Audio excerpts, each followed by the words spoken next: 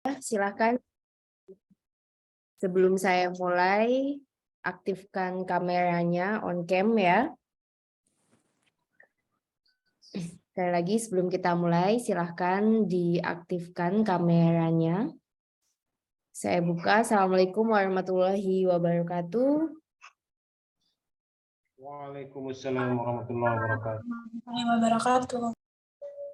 Oke, selamat malam dan salam sejahtera tentunya untuk kita semua. Kita bisa ketemu lagi ya. Ini sudah menjelang UTS. Untuk tugas juga saya sampaikan bahwa tugas harus dikumpulkan pada tanggal yang sudah saya sampaikan di e-learning.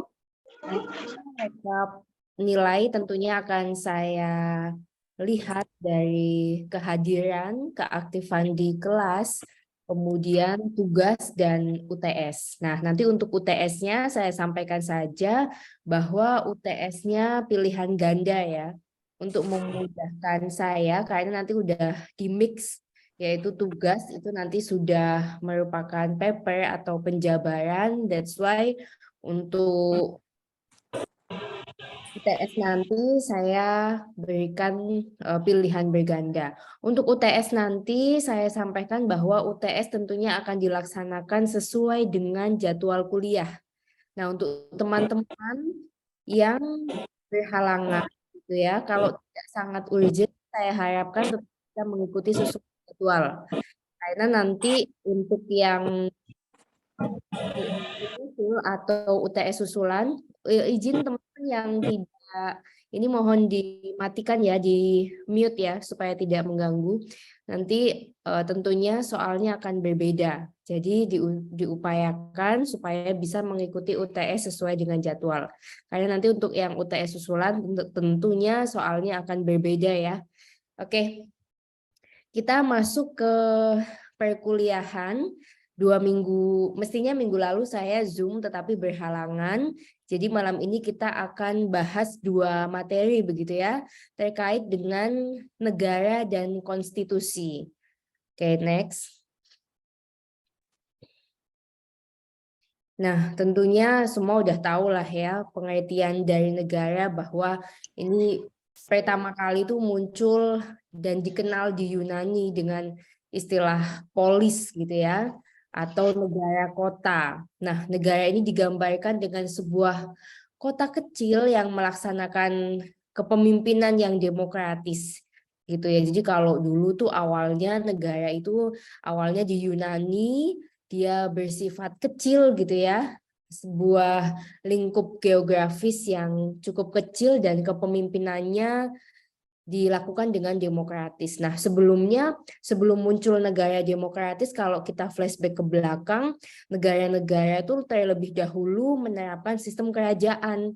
Sama seperti di Indonesia, dulu kita dalam sejarah hukum pastinya, atau dalam pelajaran SD sampai SMA, kita selalu belajar sejarah bahwa dahulu Indonesia juga berbentuk kerajaan-kerajaan gitu ya. Tapi kalau dulu tuh mulai dari Majapahit, kemudian nanti runtuh berganti lagi dengan kerajaan lain dan seterusnya, sampai akhirnya kita menemukan bentuk yang paling pas, yaitu menyatukan seluruh kepulauan itu menjadi sebuah negara yang dipimpin oleh presiden dengan pola demokratis. Jadi nggak salah kalau hari ini orang selalu bilang, loh negara ini negara demokratis, jadi kita bebas menyuarakan pendapat. Nah, tapi itu juga tentu dalam batasan-batasan konstitusi. Nah, kemudian di Romawi juga dikenal dengan istilah civitas. Nah, kemudian beberapa abad kemudian mulai digunakan kata stato atau status gitu ya. Tapi sama, intinya adalah negara. Ini juga ada kata lain, the stat, state, the stat, stat, the state gitu ya, the etat gitu ya. Lohman juga mendefinisikan negara sebagai satu organisasi kemasyarakatan yang tujuannya tentu ada kekuasaan yang mengatur penyelenggaraan satu masyarakat. Nah, ini penyelenggaraan negara nih biasanya disebut dengan politik. Nah, makanya kalau teman-teman nonton berita ngomongin politik itu adalah bagaimana mendapatkan kekuasaan. Jadi politik ya isinya seperti itu. Bagaimana mendapatkan kekuasaan, bagaimana mendapatkan jabatan, itu kaitannya dengan politik. Nah, negara juga dianggap sebagai satu gejala sosial dan politik. Nah, itu tadi ya. Ini juga merupakan kelompok manusia yang mendiami suatu wilayah tertentu, mengakui adanya pemerintah dan mengurus tata tertib dan keselamatan sekelompok dan beberapa kelompok manusia. Meskipun ya, teman-teman semua, kita bisa lihat di negara ini tentunya beda-beda. Nah, kalau kita lihat di Indonesia gitu ya, setiap pemerintah memberikan atau mengeluarkan satu kebijakan atau undang-undang, reaksinya tuh berbeda-beda. Karena apa? Karena memang negara kita itu besar sekali, gitu ya. Tidak mudah sama sekali mengelola negara kita karena memang besar sekali, terdiri dari berbagai macam pulau, gitu ya. Nah, beda dengan negara-negara kecil. Contohnya pada saat COVID-19 misalkan. Nah, kita serba bingung nih negara pada saat memberlakukan lockdown. Nah, kalau dalam peraturan lockdown itu seharusnya kan dibatasi total karena adanya wabah penyakit. Tetapi pemerintah harus memberikan donasi dalam hal ini supaya masyarakat tetap bisa bertahan hidup. Dan ini tidak dilakukan karena memang keterbatasan dana APBN juga dengan negara atau luas negara yang sangat luas. Beda dengan contohnya di Belanda. Ada negara kecil namanya Suriname. Suriname itu adalah banyak sekali orang Indonesia dan orang Jawa yang ada di sana gitu ya. Mereka pada saat ada COVID-19, lockdown total dan tentunya pemerintah memiliki cadangan APBN yang cukup untuk memberikan dana subsidi pada saat terjadi COVID-19. Nah, ini contoh ya bahwa negara itu tentunya mengatur mengenai sistem pemerintahan, di dalamnya juga tentunya ada cara mendapatkan kekuasaan atau politik gitu ya, seperti contohnya sebentar lagi 2024 kita sudah akan melakukan pemilu gitu ya, sehingga mulai sekarang sudah ramai pemberitaan tentang siapa saja yang akan menjadi calon pemimpin negara kita, atau bahkan yang sedang ramai muncul wacana presiden 3 periode, atau muncul juga wacana bahwa presiden existing saat ini akan menjadi wakil presiden misalkan. Nah, ini hal-hal yang memang dalam negara itu selalu dibahas. Oke, next. Nah, ada negara, ada bangsa. Apa sih bedanya? Nah, kalau bangsa ini adalah ada beberapa definisi gitu ya yang disampaikan oleh Otto Bauer, ada oleh Ernest Renan, ada oleh Ratzel, dan ada oleh Hans Kohn. Nah, ini masing-masing menyampaikan bahwa bangsa itu pada intinya adalah kelompok manusia yang memiliki persamaan karakter gitu ya, tumbuh karena adanya persamaan nasib. Maksudnya adalah seperti Indonesia, misalkan kita memang mendiami suatu tempat gitu ya, kemudian karakternya kurang lebih sama, nasibnya sama pada saat dulu dijajah ya, semua dijajah seperti itu ya. Kemudian kalau menurut Renan, bangsa itu terbentuk karena adanya keinginan untuk hidup bersama dengan perasaan setia kawan yang agung. Nah, ini memang definisi-definisi ini adalah definisi-definisi lama ya, sehingga kita harus sedikit berimajinasi. Kemudian menurut Ratzel, bangsa ini terbentuk karena adanya hasrat bersatu. Makanya kita selalu bilang bahwa bersatu kita teguh gitu ya. Karena memang kita harus bersatu untuk bisa menguatkan bangsa. Ketika bangsa itu terpecah belah, contohnya ketika ada gerakan-gerakan Aceh Merdeka, kemudian ada Papua yang ingin melepaskan diri dari Indonesia, ini bangsa ini tidak pada saat hasrat bersatunya atau hasrat untuk memisahkan dirinya ini kuat, maka akan terbentuk konflik. Bahkan kalau kita lihat di negara-negara yang saat ini konflik itu ya, itu terjadi konflik itu karena memang hasrat bersatunya itu terpecah belah. Nah, ini yang harus dijaga terus-menerus gitu ya oleh pemerintah kita, juga oleh kita sebagai masyarakat gitu. Kemudian Hans Kohn juga menyebutkan bahwa bangsa adalah buah hasil hidup manusia dalam sejarah. Satu bangsa merupakan golongan yang beraneka ragam, gitu ya, beraneka ragam suku, budaya, dan seterusnya. Jadi kalau negara tadi mengatur kekuasaan dan pemerintah, kalau bangsa ini yang dimaksudnya adalah kelompok manusia yang memiliki karakter yang sama, kemudian punya hasrat bersatu. Contoh bangsa Indonesia gitu ya, bahwa kelompok manusianya beda-beda, ada Jawa, ada Sunda, ada Padang, ada Batak dan seterusnya, tapi punya hasrat yang sama, gitu ya. Hidup di satu negara yang sama, maka bisa disebut sebagai bangsa. Oke, next. Nah, ini adalah teori terjadinya negara. Ini kalau yang anak-anak Fakultas Hukum pasti sebetulnya udah dibahas ya. Tapi karena ini terjadi dari berbagai macam fakultas, so I want to tell more bahwa teori terjadinya negara nih ada teori kontrak sosial gitu ya, bahwa negara itu terbentuk atas sebuah perjanjian yang dilakukan oleh masyarakat. Jadi tidak mungkin dalam satu bangsa atau negara itu tidak ada perjanjian. Artinya apa? Pada saat masyarakat memilih gitu ya, misalkan dalam satu pemilu, itu terjadi tuh kontraktual, secara kontraktual. Masyarakat memilih, kemudian pemerintah juga berkewajiban melakukan kewajibannya, melindungi segenap bangsa. Contohnya juga ada dalam undang-undang fakir miskin anak terlantar misalkan dilindungi oleh negara. Bu, tapi kok nggak, masih banyak nih orang fakir miskin dan anak-anak terlantar di pinggir jalan. Nah, nanti itu adalah gejala sosial yang perlu kita lihat juga. Apakah memang pemerintah tidak turut andil di dalamnya ataukah memang sudah turut andil tetapi tidak sulit. Nah, contohnya gini. Jadi dulu pernah ada satu penelitian. Tentunya ada yayasan-yayasan yang memang milik negara yang diperuntukkan untuk melindungi fakir miskin dan anak-anak terlantar, gitu ya. Kemudian kita ambil nih anak-anak yang biasa mengemis, misalkan ngamen, gitu ya. Kemudian diberi pendidikan, disekolahkan, nggak tahan mereka. 3 bulan mereka udah nggak tahan, dan karena mungkin mereka sudah lebih asik hidup di jalanan, dapat uang banyak, hidup bebas, akhirnya pun kabur gitu. Nah, jadi memang kalau kita bicara tentang peran negara dalam melindungi fakir miskin dan anak terlantar, secara keseluruhan tentu memang belum maksimal karena memang yang tadi saya sampaikan negara kita luasannya sangat luar biasa. Tetapi ada faktor-faktor dan gejala sosial lainnya yang memang juga berasal dari personalnya. Jadi ini nanti kajian lebih lanjut lah. Kemudian teori ketuhanan. Nah, jadi kalau kita bilang teori ketuhanan ini tentu bahwa memang negara kita mengakui adanya 6 agama ya, sekarang bukan 5 lagi. Itu Konghucu sudah dianggap sebagai dan diakui sebagai agama. That's why kita juga menganut teori ketuhanan karena kita mengakui adanya agama gitu ya.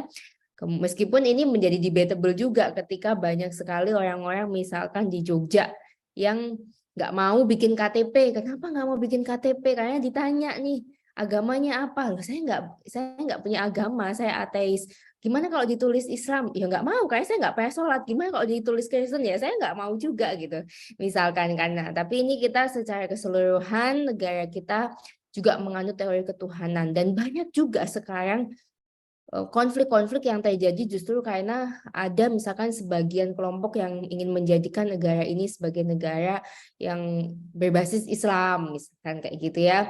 Oleh karenanya ada organisasi-organisasi Islam garis keras misalkan, atau pernah juga ada di aliran Kristen gitu ya, ada Lia Eden atau yang dia juga tidak menganggap bahwa itu Kristen, tapi dia basisnya seperti itu. Misalkan kalau Islam sendiri banyak ya yang garis-garis keras juga banyak kayak gitu. Nah, tentunya intinya kalau kita juga menganut teori ketuhanan.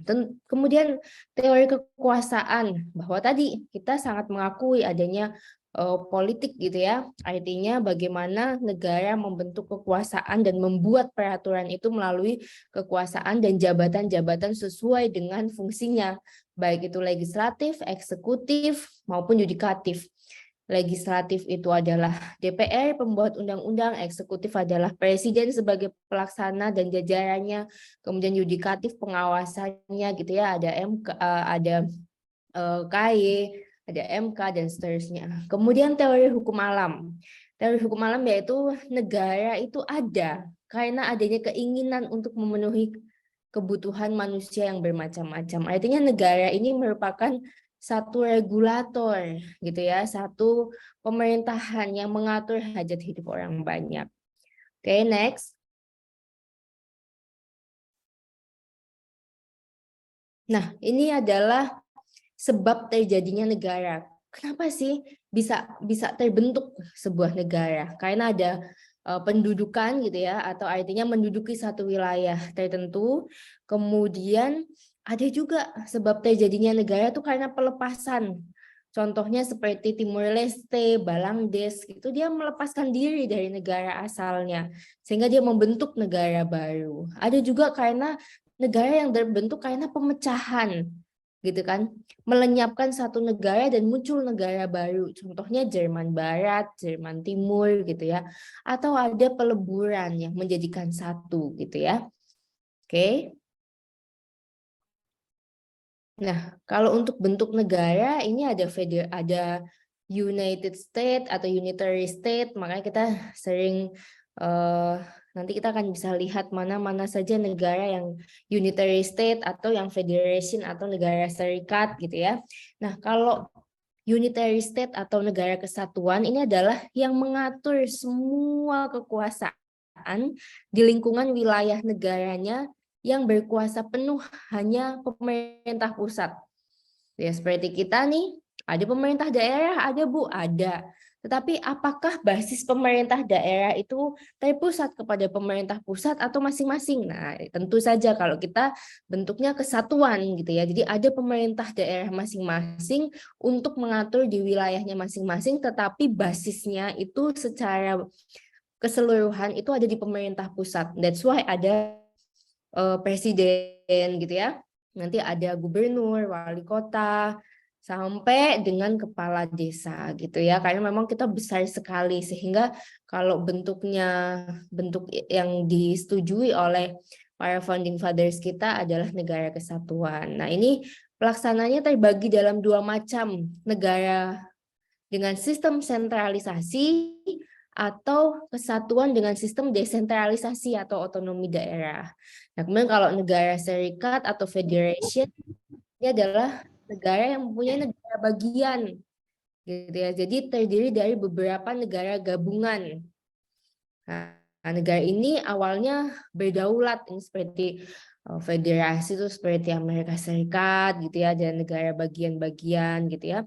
Kemudian biasanya ini adalah penggabungan dengan konsekuensi bahwa negara yang menggabungkan diri dengan negara serikat harus memberikan kekuasaannya pada negara serikat. Jadi ini terbagi-bagi nih.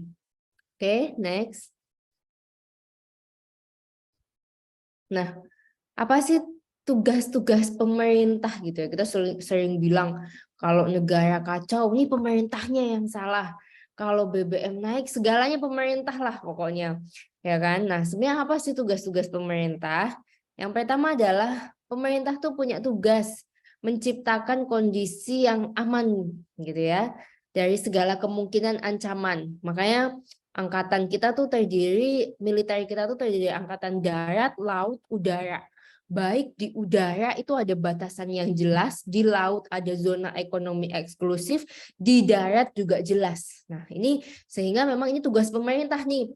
Makanya disebutkan dalam konstitusi bahwa presiden adalah pimpinan dari angkatan darat, laut, dan udara. Kan gitu ya. Karena memang tugas menciptakan kondisi keamanan ini ada oleh pemerintah. Nah, yang kedua menjaga ketertiban dan mencegah terjadinya bentrokan antar warga.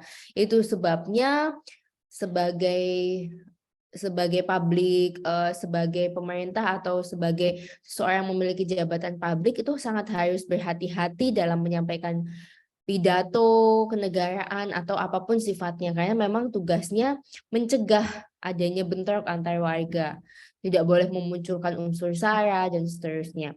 Kemudian yang ketiga tentunya menegakkan keadilan tanpa membeda-bedakan status. Nah, nantinya akan banyak pertanyaan. Ya, ini adalah teorinya ya.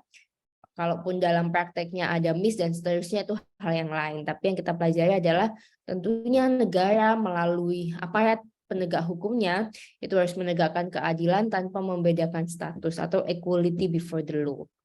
Kemudian yang keempat adalah melakukan pekerjaan umum dengan cara melakukan fasilitas jalan, pendidikan, dan sebagainya. Kalau kita lihat secara fasilitas pendidikan nih, saya harus mengakui sudah lebih banyak progres ya. Jadi hari ini pemerintah melalui subsidinya sudah banyak sekolah-sekolah yang sifatnya negeri ya. Ini sudah banyak digratiskan oleh pemerintah, bahkan anak-anak yang pintar atau tidak mampu juga lebih mudah mendapatkan akses beasiswa ketimbang zaman saya ya. Kalau dulu zaman saya kuliah, which is 2011 itu cari beasiswa masih agak susah. Kalau sekarang cari beasiswa tuh selagi kita benar-benar mengikuti update, mau itu sifatnya LPDP, mau itu sifatnya bidik misi bagi yang cerdas ataupun mohon maaf bagi yang kurang mampu, itu banyak sekali.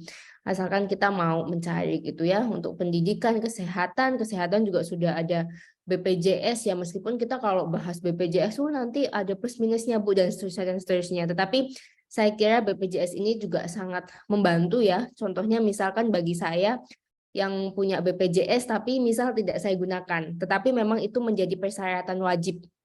Kan saya punya BPJS karena memang itu menjadi kewajiban warga negara memiliki BPJS, tapi saya nggak pernah gunakan karena saya lebih memilih menggunakan asuransi swasta misalkan, atau ada asuransi dari kantor dan seterusnya yang saya gunakan. Nah tentunya 150.000 saya yang tidak pernah saya gunakan tetapi saya bayarkan ini bisa mensubsidi bagi orang-orang yang memang selalu membutuhkan untuk berobat menggunakan BPJS. Nah ini contohnya ya, bahwa ini juga merupakan satu progres lah, terlepas dari plus minusnya. Kemudian yang kelima, meningkatkan kesejahteraan sosial, membantu orang miskin, memelihara yang cacat, anak terlantar, serta kegiatan sosial lainnya. Ya, ini tadi saya sampaikan. Tentunya ini masih juga banyak plus minusnya, tapi secara teoritis ini yang dilakukan oleh pemerintah.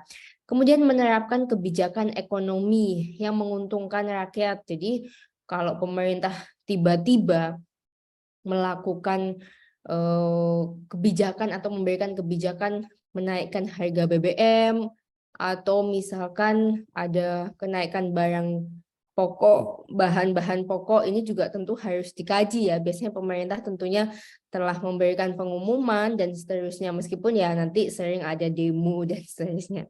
Kemudian yang ketujuh, membuat dan menerapkan kebijakan pemeliharaan sumber daya alam dan lingkungan hidup. Ini contohnya oleh karenanya kita ada undang-undang tentang kehutanan gitu ya. Jadi nggak boleh nih sumber daya alam itu diambil sebebas-bebasnya.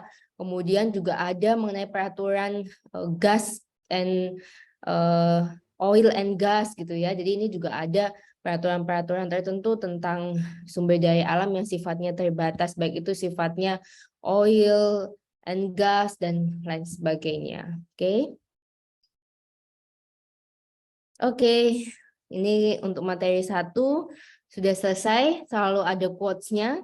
Filosofi yang diajarkan di sebuah ruang kelas pada satu generasi akan menjadi filosofi dari pemerintah yang ada pada generasi berikutnya. Jadi maksudnya memang kalau di dalam kelas kita akan belajar sesuatu yang sifatnya ideal, sesuatu yang sifatnya sangat baik. Tetapi kalau nanti dalam praktiknya ini kemudian menemui banyak hal, teman-teman sudah tahu yang seharusnya atau dasolnya tuh seharusnya seperti apa. Oke. Sampai sini mungkin ada pertanyaan sebelum saya lanjut ke materi kedua. Sampai sini ada pertanyaan, silakan. Oke, kalau belum ada saya lanjut ya ke materi kedua.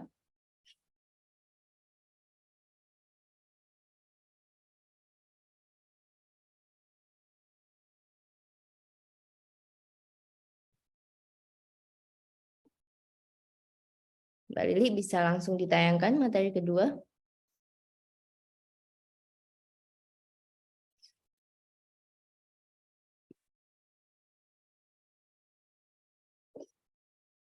Belum ada pertanyaan, cukup jelas atau cukup bingung atau cukup mengantuk? Karena ini udah di penghujung minggu ya, yang mendekati weekend. Besok UTS, Bu. Oh, besok UTS ya, masuk ke kampus ya? Iya, ada 2 UTS, makanya bingungnya di situ ya, Bu. Oh, oke, nggak usah bingung nanti open book atau close book. Belum tahu sih, Bu. Besok Mm-mm. gimana? Harusnya next time ditanyakan ke dosen, jadi lebih well prepare. Kalau open book sudah memberikan tanda-tanda di buku, kalau close book berarti mau nggak mau harus ada yang dihafal gitu ya. Bu Tina izin, UTS-nya di hari apa, Bu? UTS kita laksanakan seperti biasa ya, di jadwal di Jumat depan, di jam dan waktu yang sama dengan perkuliahan gitu ya, pukul 18 sampai dengan pukul berapa ya, nanti saya lihat jadwal ya, jadi sesuai dengan jadwal saja. Baik, terima kasih, Bu. Ya. Materinya Peggy nanti berapa periksa soal? ya, Bu? Materi 20 soal ya, pilihan ganda. Tapi materinya bisa di itu ya, Bu ya? Materi di-share ya, semua sudah ada di share di WhatsApp group, Mbak. Oh. Semua materi sudah selalu saya share di WhatsApp group. Sebelum perkuliahan, biasanya sudah saya share semua, baik di e-learning maupun di WhatsApp group. Yang ini tidak saya share karena sudah saya share di minggu-minggu sebelumnya. Oke. Oke, ada lagi mungkin pertanyaan sebelum saya lanjut? Sudah, Bu Tina, terima kasih.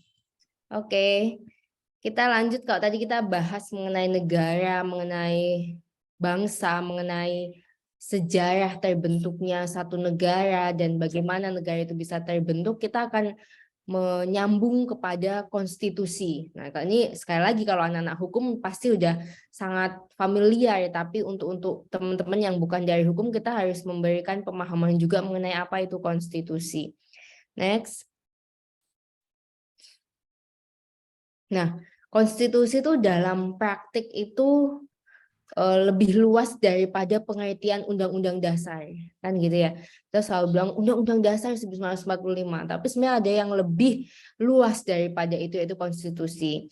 Tapi ada juga yang menyamakan dengan pengertian undang-undang. Nah, kalau menurut Lemhamnas, konstitusi dalam negara adalah sebuah norma sistem politik dalam hukum bentukan pada pemerintah negara.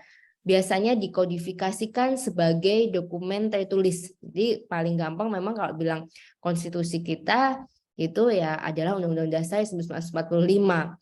Nah, dalam kasus bentukan negara, konstitusi ini memuat aturan dan prinsip yang menggambarkan entitas politik dan hukum. Jadi di Undang-Undang Dasar 45 teman-teman tuh bisa baca mulai dari negara itu negara yang terbentuk seperti apa sampai seperti apa nanti dalam pengelolaan negara itu sudah ada semua di Undang-Undang Dasar 1945. Meskipun tentunya nanti akan ada peraturan-peraturan lanjutan, yaitu peraturan tentang Undang-Undang Pemilihan Umum, Undang-Undang tentang tentang bagaimana pengelolaan sistem pemerintahan daerah dan seterusnya. Tapi dalam hal ini kitab sucinya, bahasa gampangnya itu ada di dalam Undang-Undang Dasar 45. Jadi kalau teman-teman di sini ada yang fakultas hukum dan mengambil konsentrasi hukum tata negara, maka paling tidak harus sudah sangat menguasai lah Undang-Undang Dasar 1945 itu. Kemudian istilah merujuk pada khusus ini juga penerapan konstitusi nasional sebagai prinsip dasar politik dalam pembentukan struktur, prosedur, wewenang, dan kewajiban pemerintah pada umumnya. Konstitusi juga tentunya merujuk pada penjaminan hak kepada warga masyarakat. Nah, dalam negara modern, kita selalu menyampaikan mengenai hak asasi gitu ya. Nah, hak asasi ini juga tercantum dan terbentuk di dalam konstitusi. Next.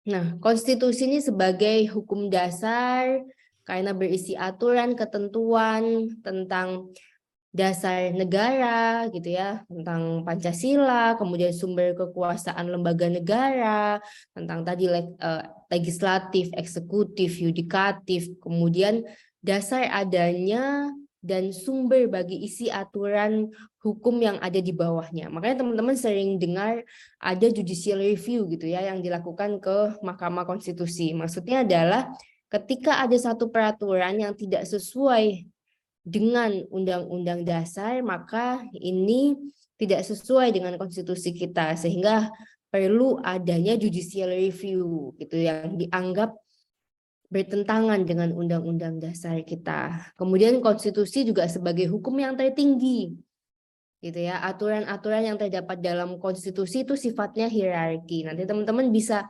lihat konstitusi kita itu. Kalau dulu adalah di Undang-Undang 12 tahun 2011, kalau sekarang di Undang-Undang 3 tahun 2022 ya, tentang hierarki peraturan perundang-undangan. Jadi yang pertama apa sampai dengan yang ke bawah ini teman-teman harus mengetahui. Oleh karenanya aturan-aturan lain yang dibuat oleh pembentuk undang-undang tidak boleh bertentangan dengan undang-undang dasar. Nah, ini menjadi satu formula. Jadi bahwa pembuatan undang-undang di bawah undang-undang dasar itu harus sesuai dan tidak boleh bertentangan. Oke. Nah, konstitusi di satu negara ini mempunyai sifat membatasi kekuasaan pemerintah. Jadi kalau nanti pembahasannya, loh presiden mau ada wacana 3 periode misalkan. Di dalam konstitusi dijelaskan bahwa presiden boleh menjabat itu hanya dua kali masa pemilihan. Nah, karena sifatnya apa? Kekuasaan itu cenderung disalahgunakan gitu ya. Nah, bagaimana nih sifatnya? Nah, ini tentu nanti menjadi pembahasan yang seru. Tentunya itu sudah diatur juga di dalam konstitusi. Nah, menurut Jimli Asidiki bahwa sifat konstitusi ini biasanya dikaitkan dengan pembahasan tentang sifat-sifatnya yang fleksibel atau kaku, tertulis dan tidak tertulis, dan sifatnya formal dan material gitu ya. Artinya memang ada beberapa peraturan yang sifatnya tuh sangat lentur atau ada juga yang sifatnya kaku. Masing-masing negara memiliki culture-nya masing-masing. Nah, kemudian kekuasaan atau konstitusi itu dikatakan lentur atau kaku adalah apakah terhadap naskah konstitusi itu dimungkinkan adanya perubahan atau apakah cara mengubahnya cukup mudah atau cukup sulit. Gitu ya. Kemudian apakah konstitusi itu mudah atau tidak mudah mengikuti perkembangan kebutuhan zaman. Nah, biasanya kalau secara konstitusi memang sifatnya lebih kaku ya, tapi nanti biasanya ada klausul pasal yang memungkinkan untuk adanya perubahan di aturan-aturan yang ada di bawahnya. Kemudian konstitusi yang lentur apabila perubahan undang-undang dasar tidak memerlukan cara yang istimewa dan cukup dilakukan oleh lembaga pembuat undang-undang yang biasa. Nah, kalau di Indonesia ini bisa dikatakan cukup kaku ya, tapi cukup kaku di sini bukan dalam artian negatif. Justru kalau di Indonesia itu tidak mudah melakukan perubahan, sehingga memang cukup baik pada saat misalkan seperti sekarang wacana Presiden 3 periode. Nah, ini bagaimana Bu? Apakah bisa dirubah undang-undang dasarnya? Ya bisa saja, tetapi mekanismenya ini cukup panjang dan tentunya akan terjadi gejolak politik yang sangat luar biasa di satu negara. Sehingga bagi saya kekakuan ini malah cukup baik sehingga adanya pembatasan kekuasaan. Karena kekuasaan yang tidak dibatasi absolutely power tends corrupt. Kekuasaan yang tidak dibatasi tentunya bisa menyebabkan satu ketamakan gitu ya. Kemudian dalam konteks negara, mekanisme perubahan atau amandemen undang-undang juga dapat dilihat di batang tubuh Undang-Undang Pasal 37 Undang-Undang Dasar 45. Oke, lanjut.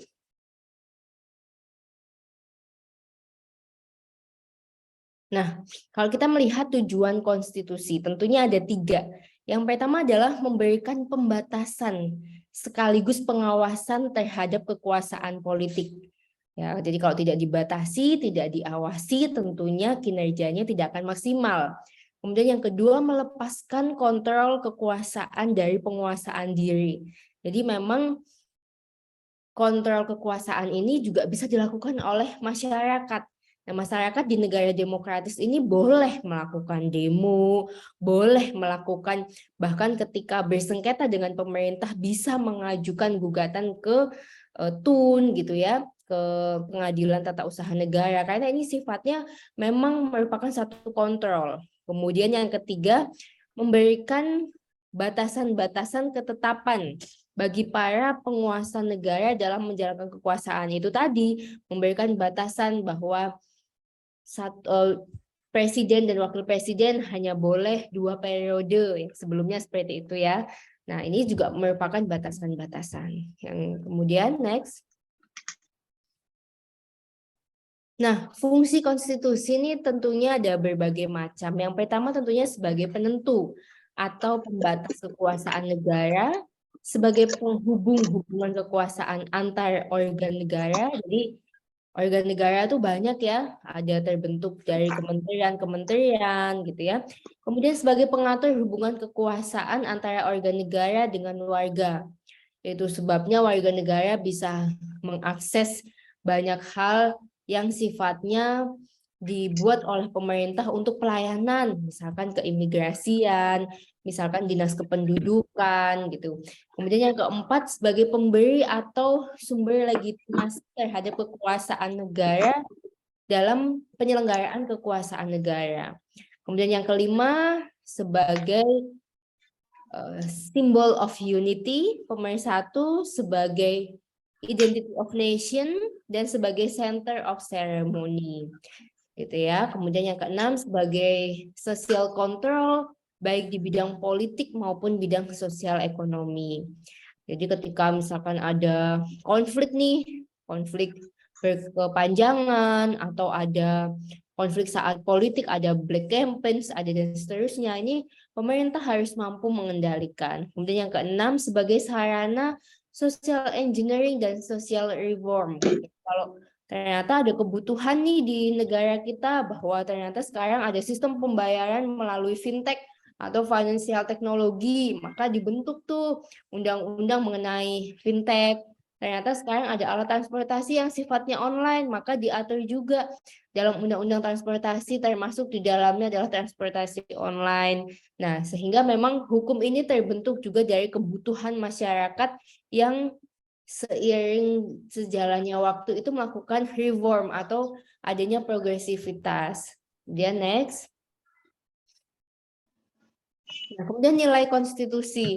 Ini ada nilai normatif gitu ya. Artinya ada kewajiban, ada konsekuensi.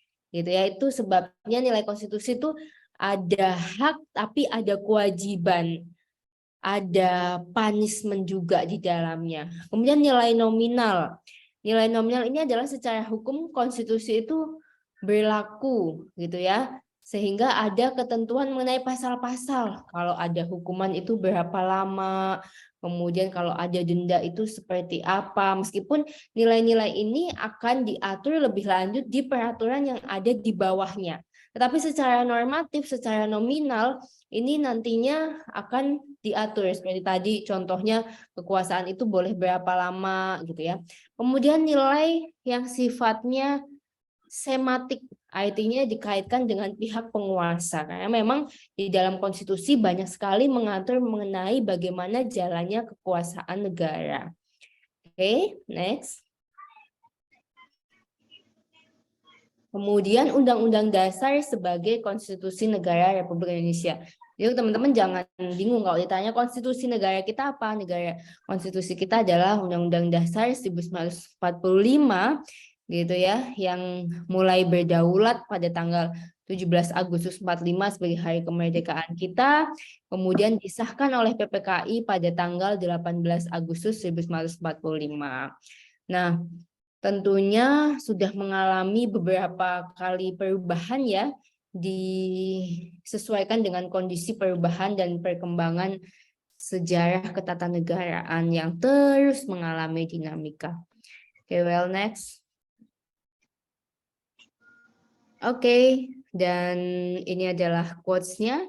Betapapun bagusnya satu konstitusi, jika yang mengimplementasikannya tidak baik, maka akan terbukti buruk. Betapapun buruknya sebuah konstitusi, jika yang mengimplementasikannya baik, itu akan terbukti baik. Nah, ini contohnya apa, Bu? Contohnya seperti saat ini muncul berbagai macam ketidakpercayaan masyarakat ya. Contohnya mungkin bukan pada konstitusi, tapi lebih kepada institusi. Misalkan sekarang adanya kasus Ferdy Sambo dan seterusnya yang membuat kita makin sinis dengan institusi-institusi kepolisian misalkan. Tetapi bisa dibayangkan betapapun buruknya polisi di Indonesia, bisa dibayangkan kalau tidak ada polisi pasti kita akan lebih chaos, di mana tidak ada polisi lalu lintas, tidak ada satu instansi ketika terjadi pelecehan, mungkin pencurian dan seterusnya. Jadi betapapun bagusnya institusi, kalau dijalankan oleh orang yang tidak baik, maka akan menjadi buruk. Tapi betapa buruknya pun institusi juga, kalau dilakukan dan diimplementasikan oleh orang-orang yang baik, maka itu akan menjadi baik. Jadi intinya, boleh kita merasa bahwa kinerja-kinerja baik itu konstitusi maupun institusi yang ada di Indonesia itu tidak maksimal, tetapi tidak boleh membuat kita terlalu skeptik. Karena tentu bahwa jalannya pemerintahan dan jalannya satu bangsa tentu bisa baik tidak hanya dari peran pemerintah, tetapi kita juga sebagai warga negara. Jadi intinya, mari kita bersinergi untuk pemerintah kita menjadi warga negara yang juga baik dalam mentaati hukum. Oke, perkuliahan kali ini saya cukupkan, mungkin sampai sini ada pertanyaan.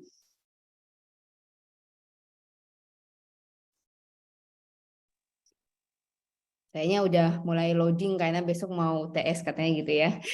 Oke, well, mungkin bisa open kameranya ya semua sebelum saya tutup, karena saya wajib memberikan evidence ke kampus dan mengupload perkuliahan gitu ya, foto perkuliahan sebagai evidence saya di kampus. Jadi bisa dibuka ya semuanya sebelum saya akhiri kameranya. Mbak Lili siap ya? Oke, siap Bu. Senyum Untuk layar terbaik. pertama, Oke. ya 1, 2, 3.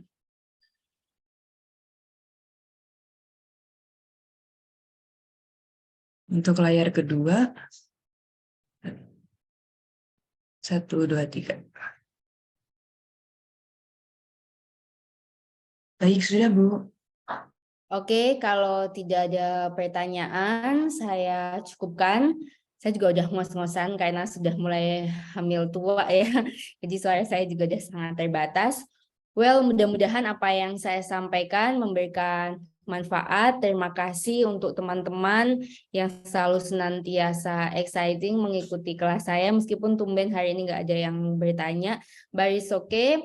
Saya mohon maaf atas segala kekurangan. Sampai jumpa. Jangan lupa tugasnya dikumpul sesuai dengan deadline ya.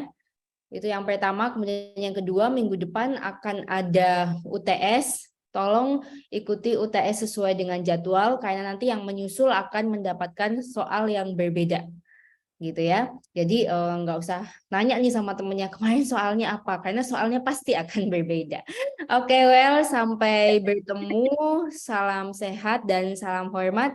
Sekali lagi saya juga menyampaikan bahwa teman-teman mungkin sekarang udah ada yang di semester akhir gitu ya, khususnya untuk yang Fakultas Hukum, apabila membutuhkan bimbingan saya atau diskusi mengenai tema apa, terlepas dari saya mungkin bukan pembimbing akademiknya, silahkan bisa japri saya at any time you want. Saya bersedia untuk diskusi mengenai tema-tema skripsi yang mudah-mudahan bisa membantu teman-teman semua. Itu saja, saya cukupkan. Wassalamualaikum warahmatullahi wabarakatuh. Waalaikumsalam. Waalaikumsalam warahmatullahi wabarakatuh.